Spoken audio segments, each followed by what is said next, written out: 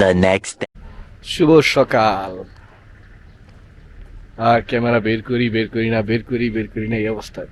যাই হোক, ক্যামেরার বিষয়ে বেশি একটা কনসেন্ট্রেশন দেই না, কারণ ঘুরতেছি ফিরতেছি খাইতেছি যাইতেছি গল্প গুজব করতেছি, এসব নিয়েই ব্যস্ত। আমাদের আজকে থার্ড শুরু হইল। এখন আমরা যাব হিমালয় দেখতে। আমাদের হোটেলটাই যে দেখাইছিলাম কালকে, এখানে আমরা স্টে করছি। আর এই যে হোটেলটার পিছন সাইড, এক খন্ড সমতলের মধ্যে ওরা এই শহরটা বানাইছে। পুরো দেশটাই তো পাহাড়। এই যে এখানে অনেকগুলো হোটেল আছে, এটা আরেকটা হোটেল।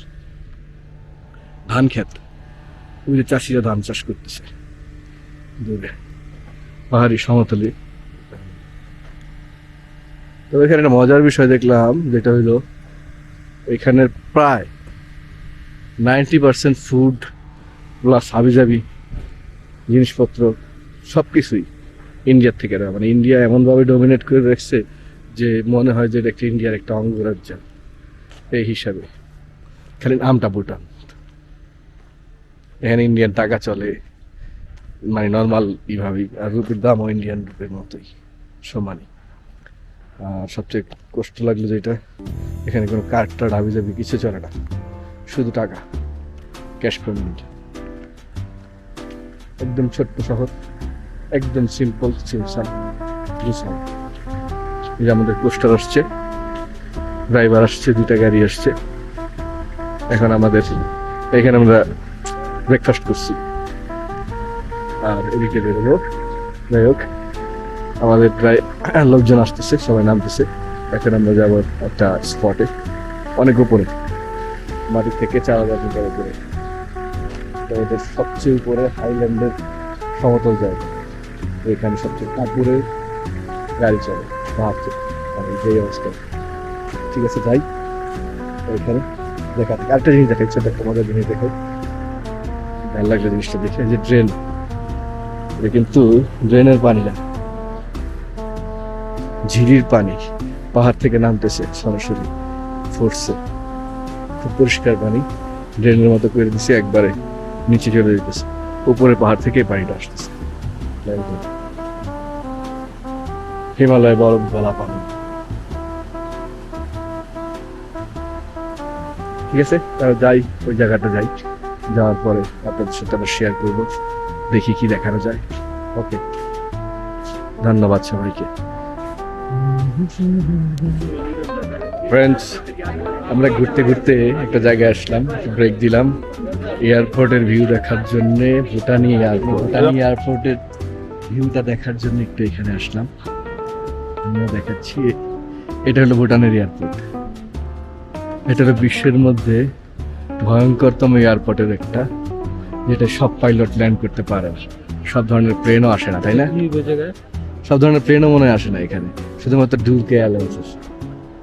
এয়ারলাইন্স নাম্বার না এখানে, ভুটান এয়ারলাইন্স আসে না। আর সব প্লেন, এই সব পাইলট এখানে ল্যান্ড করতে পারে না। প্লেন, পাহাড় একদিকে, নদী, চিকন রাস্তা। ওই বিল্ডিং মধ্যে পাঙ্খা বাজিয়ে দেবে বলে ভয় পেয়েছিলাম আমি, বুঝছেন? হ্যাঁ, প্লেনটা উঠে আসা, আমিও ভয় পেয়েছিলাম। ওই গ্যাপটার মধ্যে কিন্তু কার্ভ করছে, কি মানে প্লেন এরকম খাড়ায় গেছে, সোজা প্লেন। আর ভয়টা পাইছে হচ্ছে ওই বিল্ডিং এর মধ্যে পাখা লাগবে, এই নিয়ে ভয় পাইছি। আমিও কিন্তু কিঞ্চিত ভয় পাইছিলাম। তো যাই হোক, বিমানবন্দরটা অনেক সুন্দর, পাখা যদি ভেঙে যায় দেখতে থাকেন। কিভাবে ঢাকা যাবে আবার? প্লেন তো পাই না। এই হচ্ছে আমাদের সোহেল ভাই, যিনি কিনা প্লেন নাই, তারপর প্লেন খুঁজতেছেন। আসলে এখানে কি কারণে সবাই, না, এটা হলো বিশ্বের ভয়ঙ্করতম এয়ারপোর্টের একটা, যেটা এখানে সব আমার মোবাইলে এআই নাই, দুটো হাত ছড়াই দিতে পারবো। আচ্ছা, সব প্লেন এখানে আসে। খুব ছোট এয়ারপোর্ট, রানওয়েটা অনেক ছোট। এটা অনেক ছোট, চারদিকে পাহাড়, কিন্তু দেখছেন, অল্প একটু সমতল জায়গায় এয়ারপোর্ট তৈরি করা হয়েছে। এই জন্যে এটা একটা দর্শনীয় স্থান, দেখতেও সুন্দর জায়গাটা। ভালো লাগলো। আপনাদের সাথে শেয়ার করলাম। একটা প্লেন মাত্র আসলো, খুব দক্ষভাবে পাইলট এটাকে ল্যান্ড করাইলো, খুব শর্ট জায়গার মধ্যে, খুবই অল্প একটু জায়গার মধ্যে প্লেনটা ল্যান্ড করাইলো। এটা ওয়ার্ল্ডের মধ্যে মোস্ট ডেঞ্জারাস এয়ারপোর্টের একটা। তবে ভিউটাও অনেক সুন্দর, সবচেয়ে বড় কথা ভিউটা অনেক সুন্দর। আর একটা বিমান টেক অফ করতেছে।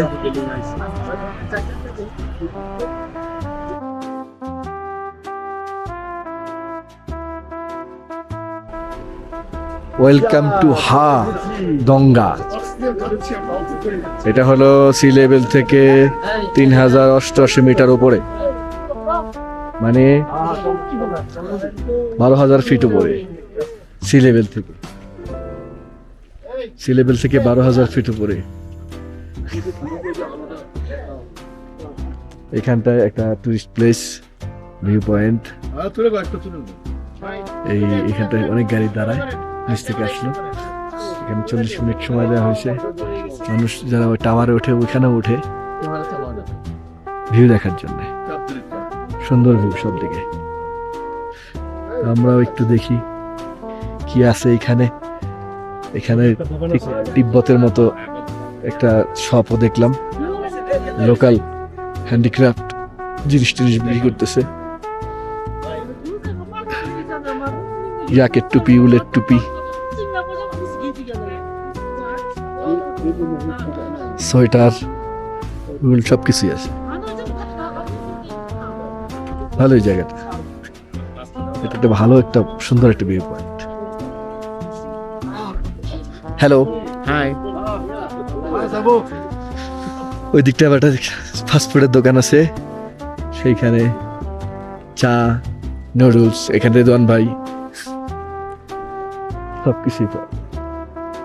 ওরা খালি ছবি তুলতেছে, ছবি তোলার জন্য এখানে আসা, ভিউ পয়েন্ট ভিউ দেখার জন্য। খুব ভালো লাগলো।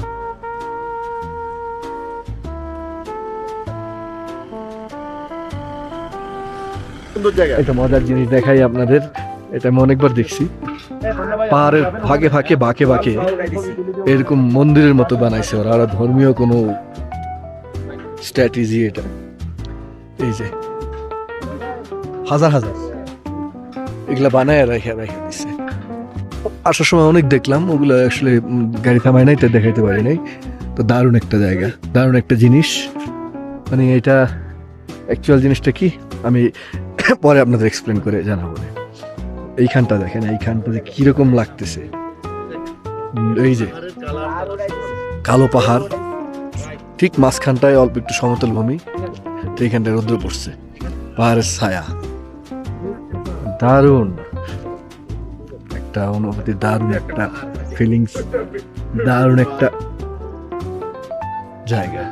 তাই আপনার সাথে ই করলাম, আপনাদের সাথে তাই সবকিছু শেয়ার করলাম। এখানে কাজ চলতেছে,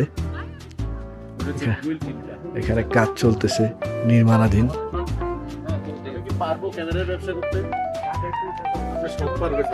বন্ধুরা, যেটা বলতেছিলাম, আমি পাহাড়ের মাঝখানে মাঝখানে পাহাড়ের মাঝখানে মাঝখানে এই জিনিসগুলো দেখছি বিভিন্ন জায়গায়। এই জিনিসগুলো এটা একটা ধর্মীয় ট্র্যাডিশন ওদের, ভুটানিদের। পাহাড়ের ফাঁকে ফাঁকে ফাঁকে ফাঁকে এগুলো বাসায় দেয়, শয়ে শয়ে হাজারে হাজার, জায়গা অনুযায়ী, পাহাড়ের ভাঁজ অনুযায়ী। মাঝখানে অনেকবার দেখছি, অনেক বাঁকে গাড়ি চলতেছিল, তাই নামতে পারিনি। মেবি এগুলো মাটির মাটির তৈরি, হ্যাঁ মাটির তৈরি। এগুলো হলো মাটির তৈরি। এগুলো অ্যাকচুয়াল জিনিসটা কি আমি এখনো জানি না, আমি জানলে অবশ্যই আপনাদের জানাচ্ছি ইনফরমেশনটা। আর জায়গাটার কথা তো বলার প্রয়োজন নাই, ভিউটা তো সেই ভিউ, একদম ন্যাচারাল। অক্সিজেন লেভেল খুব কমে আসতেছে আমাদের। আমরা এখন আস্তে আস্তে গাড়ির দিকে ব্যাক করব। অনেক উপরে তো, প্রায় 12,000 ফিট মাটি থেকে 3-4 মিটার। তো এই জিনিসগুলো আমার খুব ভালো লাগে। মেঘের ছায়া, পাহাড়, মেঘ, ন্যাচারাল বিউটি। ওই দিকটা মেঘ, সুন্দর বিউটিফুল ভুটান। খুব ভালো লাগলো এই জায়গাটা এসে।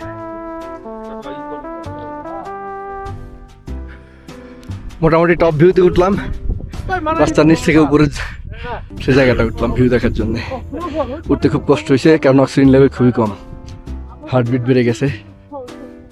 হ্যাঁ, হার্টবিট বেড়ে গেছে, সাফোকেশন অনেক অনেক অনেক সুন্দর একটা ভিউ। কিছু পেতে হলে কিছু দিতে হয়, তাই সুন্দর ভিউটা দেখার জন্য একটু কষ্ট তো করতেই হবে। মাশাআল্লাহ, ভুটানের অপরূপ দৃশ্য, অপরূপ view.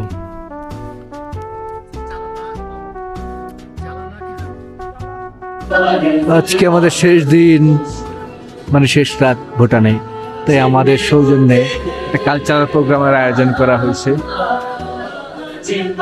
Local cultural programme.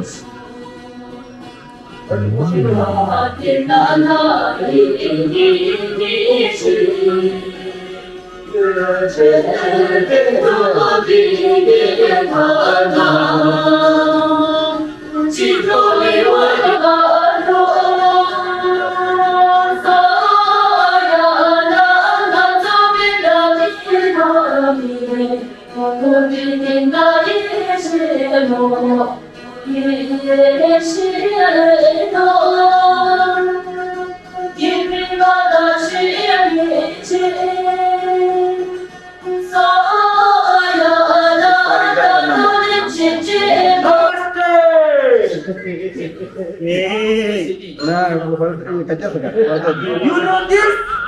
Yeah. Oh, you have seen, I have seen.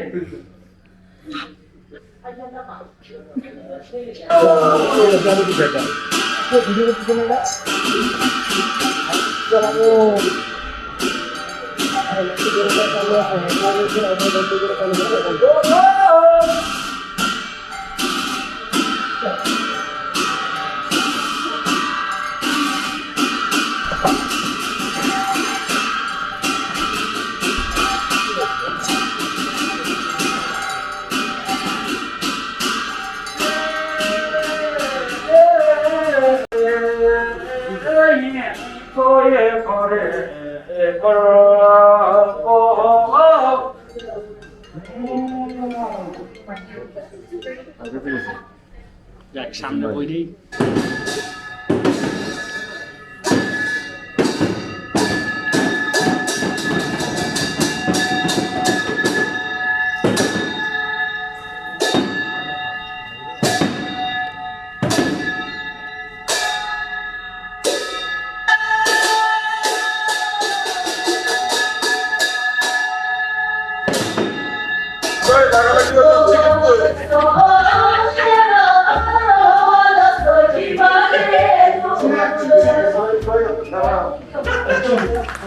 তালে তালে জোরে তালে জোরে তালে জোরে তালে জোরে তালে। ট্র্যাডিশনাল প্রোগ্রাম শেষ, লাস্ট ড্যান্সে আমরা তো অংশগ্রহণ করলাম। যাক, সুন্দর হয়েছে ওদের traditional programme done and dinner. এখন শুরু হবে ডিনার। ওকে, তো আমাদের ফ্লাইট আর একটু পরেই, আমাদের ইমিগ্রেশন শেষ করে এয়ারপোর্টে অপেক্ষা, ঘন্টাখানেক সময় আছে। ছোট্ট একটা এয়ারপোর্ট, কিন্তু খুব সুন্দর। গরিব দেশ হলে কি হবে, পরিপাটি গুছানো, মানে ধনী গরিবের ব্যাপার না। মানুষ একটু রুচিশীল হলে, একটু গুছায় রাখলে, মানে একটু রুচি থাকলে ভিতরে কত সুন্দর দেখা যায়, সেটাই তার প্রমাণ ওরা দিল। ওদের ছোট্ট এয়ারপোর্ট, ইন্টারন্যাশনাল এয়ারপোর্ট, ছোট্ট একটা এয়ারপোর্ট, কিন্তু কি পরিপাটি করে গুছানো। এখানে একটা আছে, ভুটান গ্যালারি, আর্ট গ্যালারি ওদের। এখানে এই যে রাজাদের ছবি আছে, রাজাদের হাতে আঁকা ছবি, ভুটানের রাজা, ভুটানের ঐতিহ্য। প্রত্যেকটা ছবি লেখা আছে, প্রত্যেকটা ছবি পাশে ইনস্ট্রাকশন দেওয়া আছে। যেটা বলতেছে, ছোট হোক বড় হোক গরিব হোক ওরকম কোনো কথা না। আমাদের দেশ অনেক দরিদ্র, কিন্তু পুরো দেশটাতে ঘুরলাম এই 5 দিন, কোথাও ময়লা সয়লা, কোনো অরাজকতা, উল্টা পাল্টা কিচ্ছু দেখলাম না। কি সুন্দর করে গুছানো, ছোট্ট একতলা একটা এয়ারপোর্ট, কিন্তু কি সুন্দর করে গুছিয়ে রাখছে। ওদের ঐতিহ্য, ওদের ট্র্যাডিশন, সবকিছুর একটা নিদর্শন আছে। সুন্দর একটা দেশ, হ্যাঁ, পরিপাটি, পাহাড়ে ঘেরা অনেক সুন্দর। দারুণ। এখানটা একটা ফটো গ্যালারি করে রাখছে। ইমিগ্রেশনটা ওই যে ওইখানে ইমিগ্রেশন দিয়ে পাস করলেই এয়ারপোর্ট শেষ। তো যাই হোক, ভিডিওটা আপাতত এখানে শেষ করে দিব। আর যেটা বলতেছিলাম, আপনার যদি ভিডিওগুলো ভালো লাগে লাইক দিবেন, কমেন্ট দিবেন, শেয়ার করবেন। অবশ্যই নেক্সটে কি ভিডিও আসবে জানি না, যে কোনো সময় আসবে, একটু সময় নেবে কারণ এখন আমি ওইভাবে করি না। এখানে কিছু ডিউটি ফ্রি শপ আছে, কার্ড শপটা গতানুগতিক এয়ারপোর্টে যাওয়া হয়। তবে ওদের এয়ারপোর্টটা আমার খুবই ভালো লাগছে, ছোটোখাটোর মধ্যে খুবই সুন্দর। তো আপাতত এখানে বিদায় নিচ্ছি ভুটান থেকে। এখন প্লেনের জন্য অপেক্ষা করছি, প্লেনে উঠলেই চলে যাবো দেশে। চলে যাচ্ছি, আপনারা ভালো থাকবেন, সুস্থ থাকবেন। Thanks for watching, bye bye.